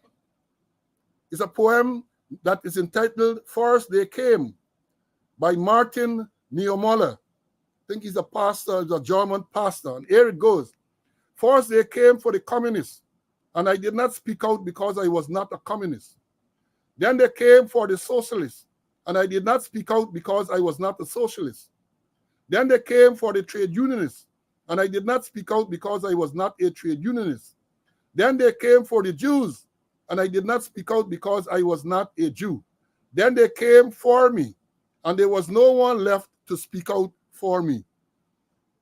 We sitting back. We allow all of these atrocities we allowing, and we say, well, it's not we, and it's not we family. Your time coming. Your time coming. Sit back and not make your voices heard. If you recall, we have so many incidents in recent years. People stay quiet when police kill, or in Boston in his bed, sleeping nude alongside his wife, shot and killed. They get one of the propagandists to come out and telling people how the man attempted to take away the firearm from the police. Nothing of the sort. Shot and killed. Quindon Bacchus, shot and killed by the police. Right? In Boston's case, they say SWAT team from Georgetown went all the way to the executive coast, shoot and kill the man in the bed. Up to now, we can't hear how the SWAT team reached there. Nigel Apu was carrying out the function of the commissioner, said he did not send them. The man at operations remained silent. Ikin was the man at operations then. Nobody can know up to now how the SWAT team reached executable coast to end up killing this man. Yeah, remain silent. Or in Quindon Bacchus, police rushed into the place. They said they had some sting operation, special branch involving operation. Not a raid exercise. There was no raid exercise. They are involved in operation. And that's all I want. We know that don't happen. Shot, kill, nothing can happen. In my case, let me bring a personal case. Someone to go to court for answer charge. When you turn up, same Ramana and them arresting you. Nobody answer. Well, a couple of people talk out and so on. It's slide. Ramana get promotion and all sort of thing. And nobody else see nothing wrong with that. The same Ramana turn back, arrest the magistrate for advising her client to remain silent. The lawyers came out and they make a little thing. The judge, the court awarded damages against the state. We got to pay that. The damages awarded to Tamika Clark, the lawyer who is now a magistrate, is we the taxpaying people have to pay that. Nothing. And we sitting back. We're sitting back. Now they're gone after Melly Mel. There are so many others, but these are the ones that I can recall off the top. After Melly Mel, old 86-year, I think it is, grandmother who's suffering from dementia, and our mother.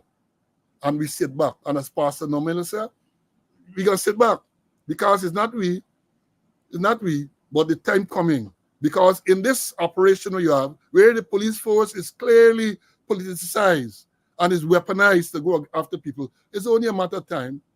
It's only a matter of time before they come after you. You know, you're going to say, all right, it's not me because I don't up on social media. I don't criticize the government. But surely your day will come. Sure you. We told you already with this proposal to amend the Cybercrime Act. what some of the intentions are, what we believe, what people are saying, some of the intentions are. To make sure that when you post, so like when you come here now, and you post on this thing or you comment on speaking out, they're going to want to criminalize it. And you find yourself before the court. Sit back. Your day coming. Your day is coming as surely as tomorrow is coming. And we say all people, right-thinking people, should condemn this raid, this search, this illegal search on Melly Mel's mother home. All. The officer who is involved, they say M. Singh. There are several M. Singhs that as far as I know. There's a M. Singh is the traffic chief. They get this M. Singh, and I think there's a third one. The one who is involved should be investigated and disciplined. Right? You say you get warrant? Let me hear where you get warrant from. How come the commanders and these people did not know of this intelligence that he got? He running his own police force? These are questions that are to be asked. Is he running his own police force? Because one would expect that in something like this, you get in intelligence. At least you're going to tell to everybody. But you got to let the people immediately above you know. The commander at least ought to know that you have this intelligence. The detective officer, yeah, this is something that came. And when you get these things, as Mr. Conway said a while ago, you have to be able to assess the veracity of these things. People come and tell you, hey, drugs are down there. You can't just run just like that, say looking for drugs. Sometimes it's some rival trying to throw you off track or trying to sweet soap with you and tell you, give you things such you could turn a blind eye on them. These things have to be carefully assessed before you go and tell your mountain operation to think drug. But in my estimation, this is a rogue operation.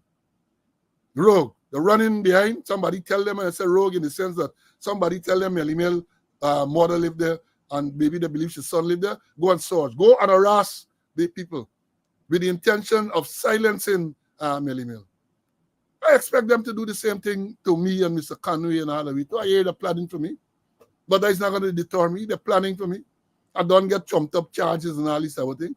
I get 4 so far. Maybe they're going to give me another 15 so I could draw a level with the president. Who knows? But I am not afraid to speak the truth. I tell you all that over and over again. I will come and I will speak the truth. They will say that, oh, slow lie. But we have asked them, if we are lying, point out what are the lies we are telling. Don't just come with this blanket statement like Kwame Wakai did. Tell us what is incorrect. Tell us what statement we are making that is incorrect. Tell us that. But no, they can't tell us that. Oh, they're not to be believed. They are lying and all of that. Let me bring in CC before I move on to the next subject. CC, anything more you want to say on this matter? Yeah, I just want to stress, they're saying this thing is intelligence-led. How they won't find anything in the house? If it's intelligence-led, it got to be successful. And I must stress the point. It's about command and control. 4B commando. Wasn't fair what's going on there? And when you're a commander, you're in charge of lock, stock, barrel, apron, ammunition, everything. That the CID has got to report to you. The traffic got to report to you. And any other branches come under you got to deal with it. And a sensitive thing like Melly Mel, you're going and think she parents place, and maybe it's a rogue operation, and the commander isn't aware of that. You tell you about the command, you tell you about the command structure, and that's how the forces falling wrong. That the commanders, very few commanders are in total control. You think me as commander and the CID man is going to operate like that and he can't tell me? He get lash in his head. It can't happen. Command and control, and that's how the force is breaking down, because commander not commanding. As we say, there are some people wearing a crown and some people are superintendents. Some people wearing 3 stripes and some people are sergeants. That you have got to have proper command and control of your division. And don't tell me about intelligence-led and you don't find nothing. Well, then they can't be intelligence-led. Total nonsense. And that's how the forces is breaking up all the time, because there's no unity and there's no proper command and control. Well said. Let me tell you, we were commanders. Some of them are not commanders; they're commandos. I remember when I was when Jagdio attempted to move me from Borbis. I gotta tell you all this story. I like tell you all these things. So they gave me letter after I told Gajraj that I'm not gonna return the firearm because the time had not reached. And Jagdio called me and tried to persuade me that I should apologize to Gajraj, and I tell him that I'm apologizing if I didn't do anything wrong. So I got a letter to say that I got a report to the commissioner, McDonald, to be posted. When I got to headquarters, McDonald tell the PSC, Franklin, you're on? Franklin, that he want to see me. I was going to Mr. Green. Green was admin. So I got a letter, and after I moved to court and got the injunction to prevent them from removing me, I was instructed to go back. Now, when I left, the second in command was your squaddy, CC Collins. Collins was your squad mate, so he took over automatically. So when the court ordered that I should go back, I went back. The man in that day or two, the man had made some changes. He told them that he now is the commander, and a lot of the systems that Slow had in place are no longer applicable. So when I went back there now, they used to say, the commander come back, the commando has to go. That was Collins. He was the commando. I was the real commander. I am sure some of the people on the live here who worked with me in Borbis during those years will remember. The commando has to go. We have too many commandos now, not commanders. You see the one in civilian clothes with what appears to be a gun strap on the tie? There's a commando operation. There is a commando operation. And here, let me emphasize this here. When you're a commander, you're a commander. You control everything within your division. You're going to know officer under me in any one of the divisions I held, whether you're a subdivision officer, can say they're going on any raid or of that nature without at least informing me.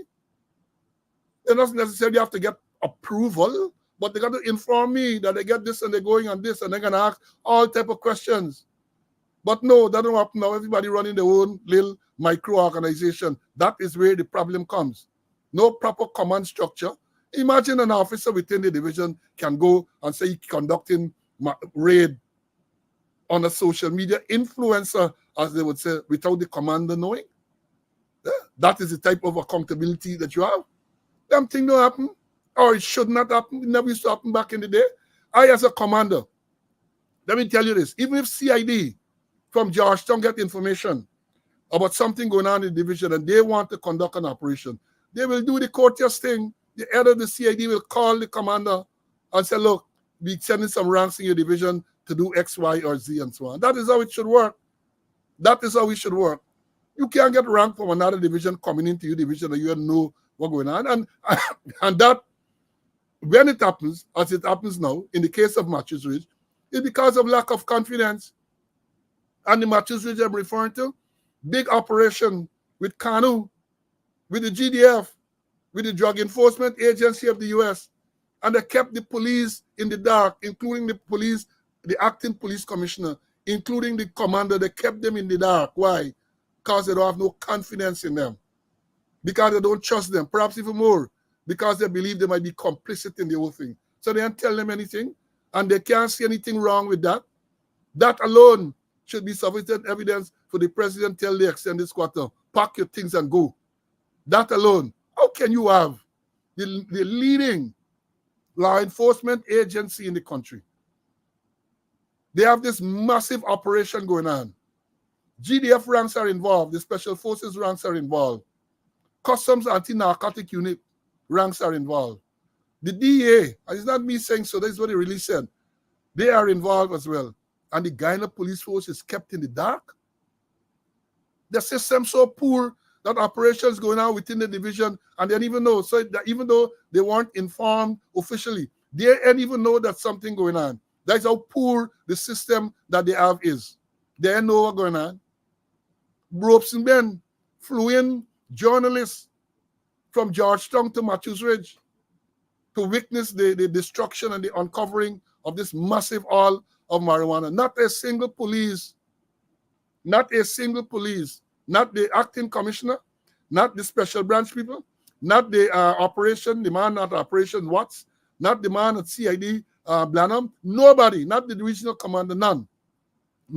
And that is not telling you something. That is not telling you something. The people know that you cannot trust the police with certain information. They know that. They know that. They have no credibility. They know that. That is why they excluded them from the whole planning and the whole operation. Even when the operation was concluded, when they found the drugs, they didn't even brought them into it. This lying man where you get to what he was briefed while the operation was going on. That's what he said. Let me play the thing, man. Again, I don't want to misquote them, you know. Hear what the acting commissioner said. Hey, Commissioner of Police Clifton Hicken told reporters that he's unaware that his regional commander of Region 1 and some police officers are on the probe by Kanu following the 4.4 tons of cocaine found at Matthews Ridge in Region 1 over the weekend.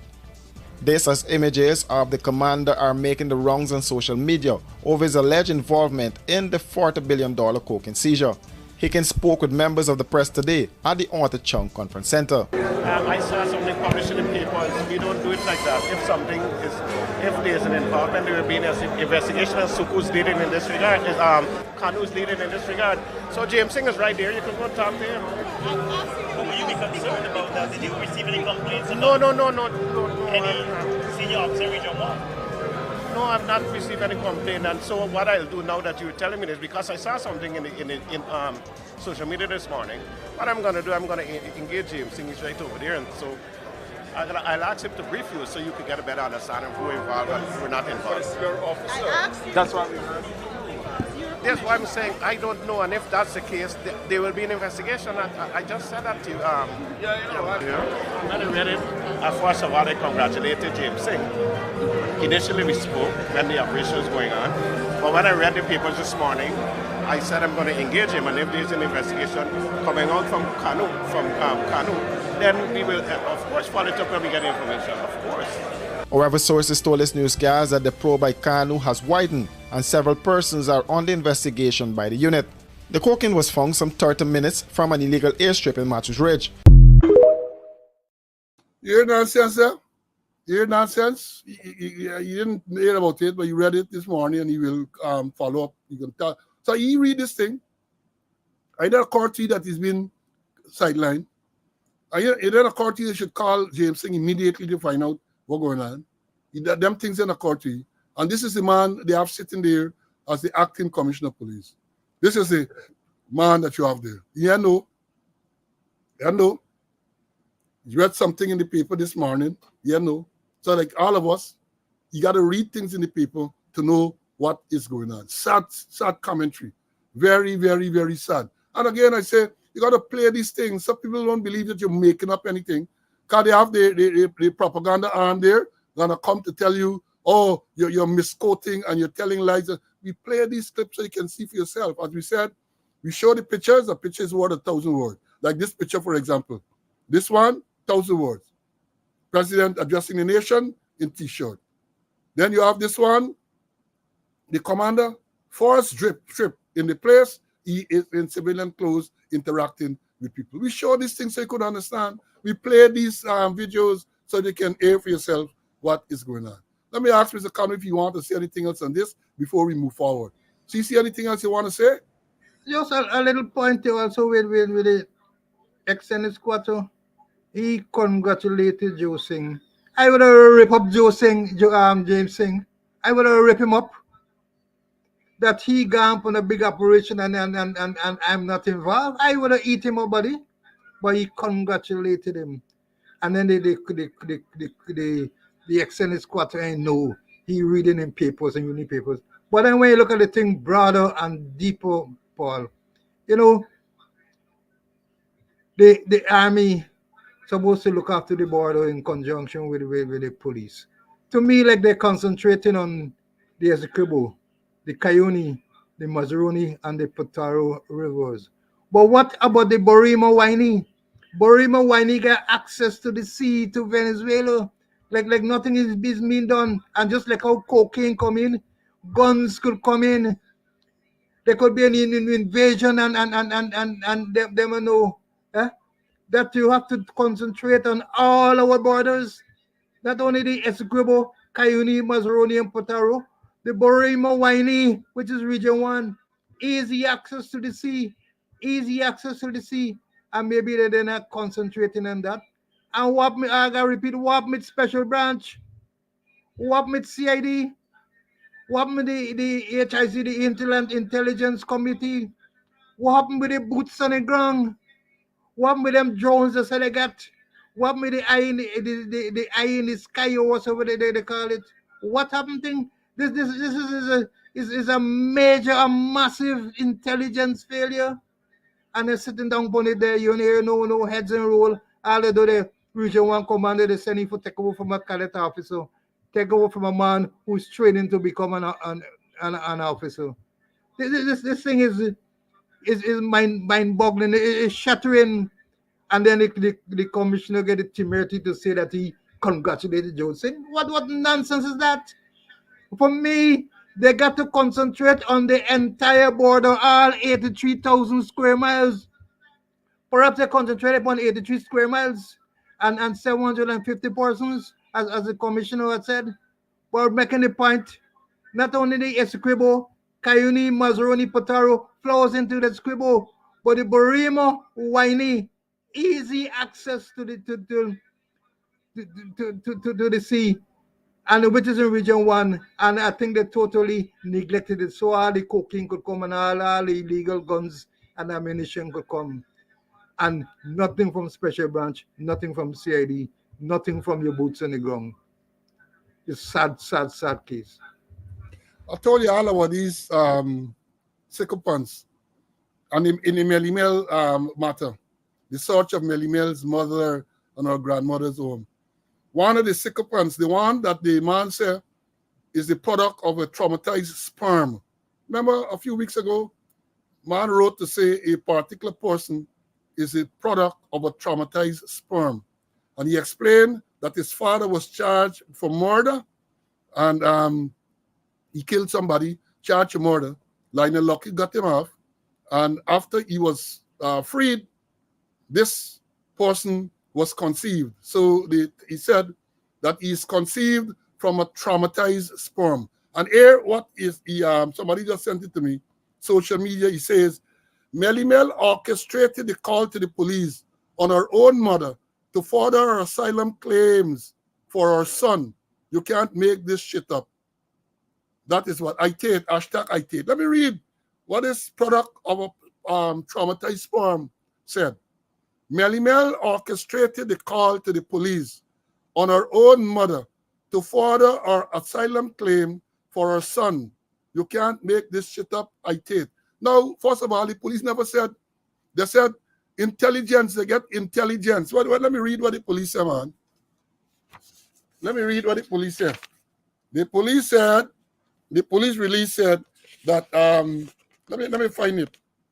The police release said that acting on intelligence, they acted on intelligence and they went and they carried out this raid, right? They said they acted on intelligence, right? Acting on intelligence received. Now, the product of the traumatized sperm, saying that Melimel called this police officer, because it is clear that the commander know, the detective officer knows, said Melimel called this police officer to, what they said, to tell them about her mother, to further her asylum claim for her son. That is what these people are saying. These are sick people. These are sick people. That is what this product of the traumatized sperm is saying. Tell you can't make it up. It's there. Somebody just sent it to me. Somebody just sent it to me. And then one of them commented on Max. You know, that's what they're trying. For weeks now, I was to tell you all, what they're trying to say, or what they're trying to do, is to silence Conway, silence other people. That is what they are trying to do. They succeeded in silencing Max. You know, Brian Max used to come out and he made all sort of revelation, but who get joke and all sort of thing. 2 baseball bat, he claimed, they lash you up and thing, give a cybercrime charge, give a dangerous driving charge, And like the man gone into hibernation. You don't hear anything more. I don't hear anything more from him. But they're going to succeed with me. Let me understand this thing clearly. They are not going to succeed with me. I will continue to come and continue to speak the truth. So can you imagine having regards to what transpired there? This reprobate is saying that Melly Mel is the one who orchestrated this whole thing. She passed on this information. She called the police to tell the police to go and search her mother home so she can strengthen the claim for her son, some asylum claim for his son. That is what this product of a traumatized sperm is saying. Sad. We're in a sad state. And I tell you, I'm waiting for them to come, because when they come, I can respond. I can respond. Somebody said Brian Mack silent like a church mouse. Yes, he's silent. Yeah, he's silent like a church mouse. Even not only a church mouse, he's silent like a dead mouse, because even the church mouse, if you listen, can squeak, or when he's gnawing at something, you might hear a little noise. Quiet! And that is what they want to do to Slow and Conway and others. Quiet. You're not going to silence me. I told y'all, y'all want to see me on my knees. I going on my knee. I going down, or when I go down on my knees, it's to pray for you. It's to pray. I don't have no engine in the back, so when I go down there, I can expose my engine for people to rev it, to crank it to them, old time thing. No. I am not going there. I am not going there. I am not afraid to speak the truth. Y'all sit down, y'all planning, y'all going to kill Slow. They sat in a bar on the East Coast and said Slow got to be the next Crowley coming in. That's what they did. The information got back to me, reliable information. Because some people who were there were not in favor. And so they tell me. They're planning all sort of things as I speak here now. They're planning to do Slow all sort of things. But Slow is not afraid. I tell you, Slow is not afraid. I am not. Because I am not telling lie on anyone. I'm speaking the truth. And if the truth bothers you, it's on you. I learned that the truth shall set you free. And it's the truth I'm speaking. That is what I'm speaking. Now, let me say this. I was to tell you all a long time now as we try to close off. I used to tell y'all about this book, Hijacking of the NBS. You know, the book that outlines what they allege Jagdeo did and others did to those gentlemen at the New Building Society when he wanted so much billion-dollar money to build the Bobby's Bridge. And the people decided, well, according to the law and the rules, they can't invest that amount of money in the bridge. And they went after them viciously. They went after them, Mr. Arjun and others, viciously. A book is there. The name of the book is Hijacking of the New Building Society. And I have good news. I was telling you all along that it's available on Amazon. The book is now available at Austin's bookstore on Church Street. Hijacking of the New Building Society is now available at Austin's bookstore on Church Street. You can get this is important reading to see how wicked these people are. To see how wicked. In that book, page 51 of that book, the late, great senior counsel, Bernard de Santos, said that it is known, and I'm paraphrasing, it is known among the criminal bar. He's referring to the lawyers who practice in the courts. He said it is suspected among those people that the director of public prosecutions, whose husband is a Muslim cleric, cannot separate our religion from our professional duties. Page 51 of Hijacking of the New Building Society. Right? It is there. Again, go get your copy. And again, I got to read to you before I bring in Mr. Conway. Remember what Glenn Lal said? Not Glenn Lal. Glenn, please don't sue me. It's a mistake. G.H. Clay Lal said, what we have today is not a government, but a gang of gangsters. For the most part, what guides are for leaders today are nothing but out-of-control lunatics, pathological liars, unreconstructed racists, and political sadists. And I concur. That is what we have as leaders. So said J.H.K. Lal. Let me bring Mr. Conway for his closing remarks, and then I'm going to give you a look forward. What happens next? CC. I want to again make another plea to Bobby's. The Lewis Manor police station, police outpost. There's a trench that separates the outpost from the road, and there's a bridge there. Over a month ago, half of the bridge broke off and sailed away. They put two boards there for persons to cross. So persons, the men who work in there, the policemen and persons who making a report there, their lives and limbs are in constant peril.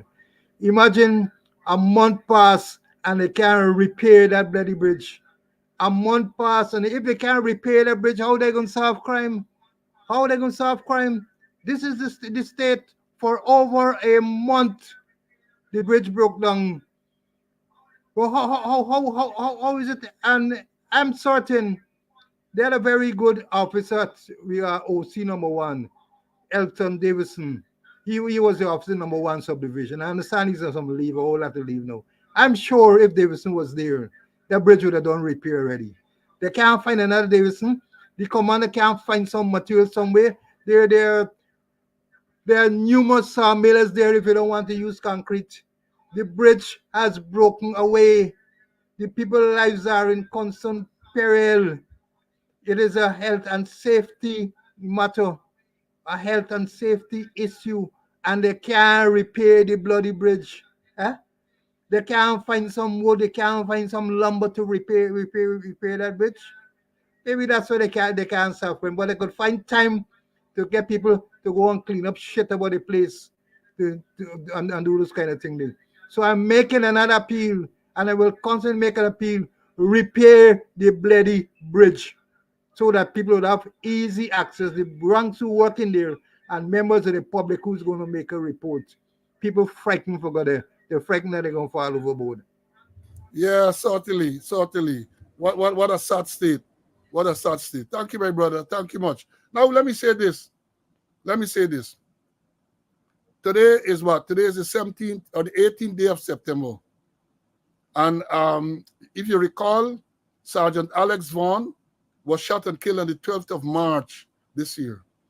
The last we heard that the DPP had sent the file for some further investigation. Up to now, people can't hear what is going on with that matter. They had said that the rank who was involved, the rank who did the shooting, was under close arrest. That is March of 2024. We're now into September. Today's 20th. 6 months done gone. Can't hear nothing. A police sergeant is shot and killed whilst on duty, and you can't hear anything further. You can't hear. And these are the people who talk about transparency. And they're the ones who, because we are reminding people of it, they will come after Slow. They will come after Conway. They will go after people like Melly Mel and all of that. And you know the thing about Melly Mel? The information that she puts on social media, they aren't disputing the information, you know. In general, they aren't disputing the information is truth. So what they do? They try to find out who is the person that leaked the information. That is what they did. That is what they are doing. Like they did with the police credit union. They arrested all the ranks there and seized their phone to try to see who leaked the information. That is what they're doing. And the information will come out because one of the reasons I believe that this information is put in the public domain, because people don't have confidence that they will do the correct thing. So they put it out there so they can be pressured into doing the right thing. The pressure, just Mbale, the file and vocation with the 60 million man. That is what is going on. They talk about transparency. Where is the transparency? Where is the transparency? A police sergeant is killed 6 months ago while on duty. And you can't tell people exactly what is the outcome of that investigation. And you're talking about transparency, and you want people to respect you. You talk about credibility. That is not going to happen. As I said again, respect, when we talk about respect, respect is earned. You have to earn respect. And you're not earning respect. Folks, we have come to the end of today's program. We have come to the end of today's program. Now, let me tell you in terms of looking forward. The next program is scheduled for Monday coming. I did tell you all some time ago that Monday coming, the 23rd of September, I have a date with the court. They trumped up charges, the sexual assault charges, they come up on Monday, the 23rd of September, Georgetown Magistrate Court. So therefore, I can't schedule any program then. And you know, the fact that I said the matter coming up on Monday, the 23rd, They might want to say that I'm trying to intimidate the victim, because that is what I wrote to say. You know?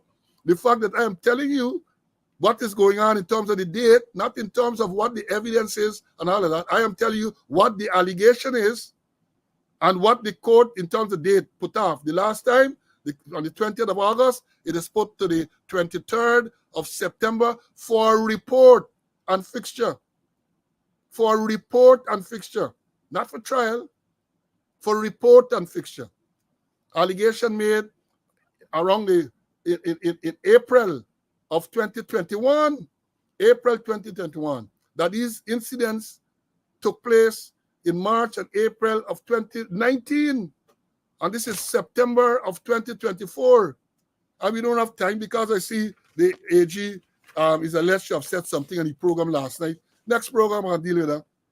When he talk about orchestrated attempt to delay election fraud trial, I will address that in detail. We don't have the time today, but I will address it. The detail. Imagine this. Imagine this. The allegations were made mid-April 2021. And the person is alleging that this incident took place in March and April 26th, 29th of March, and the 2nd of April 2019. Right? I learned of it for the first time on the 15th of October 2021. Right? First time when I appeared in court. First time I learned that those allegations were made. This is September 2024, and a date for trial can't set yet. And the Attorney General can talk about delay in matters and so on. I will deal with that. I will deal with that at the next program. So, folks, all I'm saying is that I cannot promise you that there's gonna be a program on Monday, but all I'm saying to, and then this week is out. Nothing can be done tomorrow on Friday. All I'm saying to you, I can't do anything tomorrow, can't do anything Friday, Saturday, Sunday. I have engagements on those days. Monday is court. And so therefore, I don't know when we'll be able to come again and to bring you the information. All you have to do, this is even more reason why you should subscribe to the channel on Facebook, on YouTube. Hit the notification button so you can get the notification whenever we decide, whenever the time permits. Go on Facebook, like the page, and you are going to get the notification. Again, I can't say. I leave by warning you again to be extremely careful. In the notification for this program today, I said we would have dealt with the carnage on the road, but we did not know about this Melly Mel story. So, and I'm sure you would agree that Melly Mel had to take front stage, and the carnage is going to be dealt with at some later stage. We're going to deal with it. We can't leave it be. We are going to deal with it. So, folks, we have what they call monkeypox. We get dengue fever. We get carnage on the road. We get drive-by shootings. We have so many things. And so therefore, I want to urge you to be safe and stay well until we meet again. So whenever that is, stay well. Bye.